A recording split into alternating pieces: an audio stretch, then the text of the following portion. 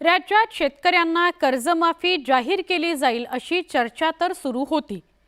विधानसभा निवडणुकीच्या तोंडावर राज्य सरकारकडून ही घोषणा केली जाणार असं बोललं जात होतं, पण ही केवळ चर्चाच ठरण्याची शक्यता सध्या अधिक आहे। शिंदेंच्या नेतृत्वातील शिवसेना आमदार संजय गायकवाडांनी शेतकरी कर्जमाफीची शक्यता फेटाळून लावली आहे। राज्यात विधानसभा निवडणुकीचे पडघम वाजू लागले। शिंदे सरकारने शेवटच्या विधिमंडळ अधिवेशनात अनेक लोकप्रिय योजनांची घोषणा केली। महिला वर्गाचं मत आपल्या पदरात पाडून घेण्याकरता लाडकी बहीण योजना जाहीर केली। तसंच बेरोजगार तरुणांकरता विद्यावेतन योजनेची घोषणा करण्यात आली आहे। या पार्श्वभूमीवर शेतकऱ्यांना कर्जमाफी दिली जाण्याची शक्यता वर्तवली जात होती। नुकतंच राज्य सरकारने शेतकऱ्यांना वीज बिल माफीची घोषणा केली आहे। शेतकऱ्यांना वीज बिलच भरायचं नाही 7.5 हॉर्सपावर पर्यंत, तोही निर्णय बरेच वर्ष माझ्या मनामध्ये होता आणि त्याला 14,000 कोटी रुपये लागणार होते। मी तुमच्यामुळे मला जो अर्थसंकल्प पाहायला मिळतो,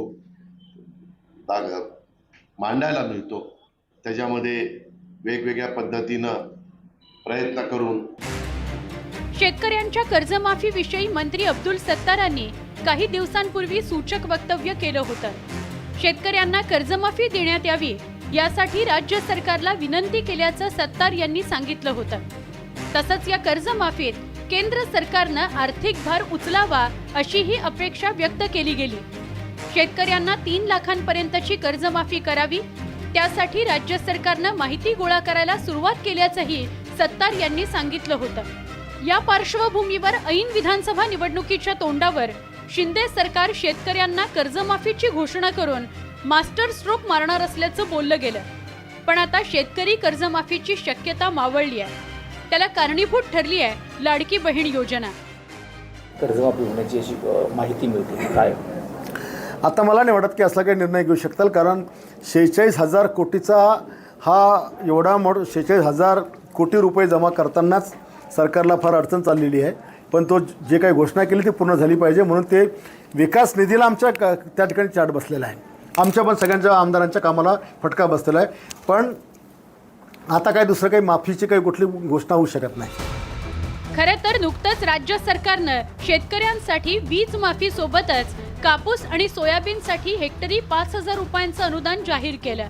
त्यामुळे शेतकऱ्यांच्या अपेक्षा उंचावल्या होत्या। लोकसभा निवडणुकीतील पराभवाच्या पार्श्वभूमीवर विधानसभेसाठी शेतकरी कर्जमाफीच्या घोषणेची शक्यता वर्तवली जात होती। मात्र लाडकी बहीण योजनेमुळे राज्याच्या तिजोरीवर मोठा आर्थिक भार पडलाय, त्यामुळे शेतकरी कर्जमाफी शक्य नसल्याचं समोर आलंय। Bureau report, news 18 Lokmat.